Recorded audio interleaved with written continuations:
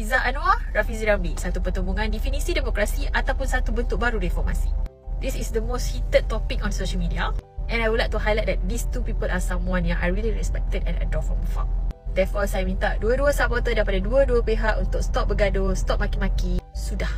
Walaupun normal lah adik-beradik bergaduh, tapi I can tell ini adalah satu ribut yang bukan kecil. Jadi untuk dalam video ni, saya mengambil pendirian untuk bercakap secara general. Bila ada pemilihan, itu akan mengemudikan parti untuk masa akan datang. Dan kali ini specially untuk PRU6C. Dan setiap aturan langkah yang diambil memberi satu mesej kepada akar umbi dan juga rakyat. Untuk setiap langkah ada persepsi dan persepsi adalah politik. If you kalah persepsi, you boleh kalah juga politik.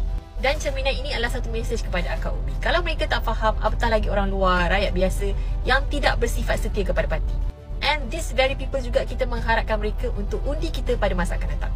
How are you going to convince people to vote for you when they are not bound to obligate and can just choose another party that has no conflict of interest? Jadi oleh itu, bagi pandangan saya adalah beratkan mana yang baik dari yang buruk, pilih yang sebaik-baiknya. Dan sekiranya orang yang awak support itu menang ataupun kalah, berlapang dadalah dengan keputusan. Dan kepada ahli parti, ketahuilah menang dan kalah itu adalah adab pertandingan. Continue giving your best with the outcome. Dan video ni saya tak nafikan agak kabur mesejnya, tapi siapa yang faham, fahamlah.